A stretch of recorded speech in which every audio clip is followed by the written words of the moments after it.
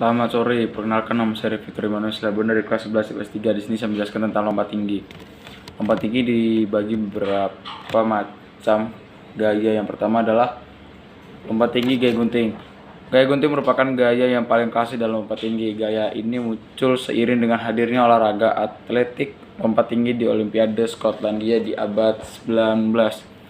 Pada gaya ini sebagaimana dinamai sebagai gaya gunting, posisi kaki yang melompat, mengayun dan melewati mistar tampak seolah-olah seperti gerakan gunting.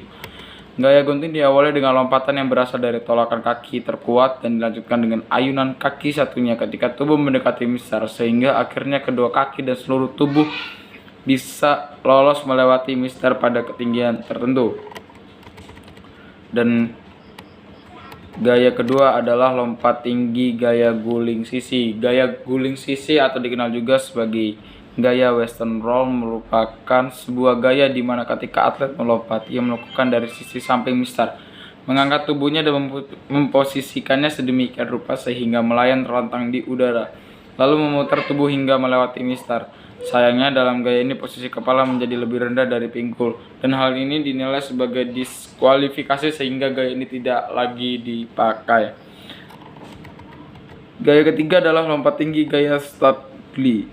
Gaya Startley ini sedikit banyak mirip dengan gaya guling sisi atau bisa dibilang sebagai penyempurnaan gaya guling sisi, yang mana dalam gaya ini posisi kepala tak lagi menjadi rendah dari pinggul. Gaya ini diciptakan dan dipergunakan untuk pertama kalinya oleh Charles Dumas yang telah mempertahankan rekor 2,23 meter dalam kurun waktu 4 tahun.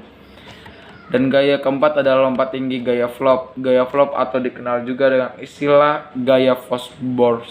Flop pertama kali diciptakan oleh atlet lompat tinggi asal Amerika, Dick Ricard Fosbury, yang memenangkan kejuaraan lompat tinggi pada Olimpiade Meksiko di tahun 1968. Teknik dasar lompat tinggi yang pertama adalah awalan. Dalam lompat tinggi tak ada ketentuan untuk atlet dalam melakukan awalan, namun demikian sebagian besar atlet lompat tinggi melakukan awalan dengan cara berlari.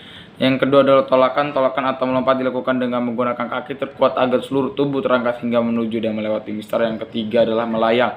Melayang dalam hal ini merupakan kondisi ketika tubuh atlet mulai terangkat untuk melewati mistar. Yang keempat adalah mendarat. Mendarat merupakan momen ketika tubuh melewati tiang mistar dan jatuh ke matras.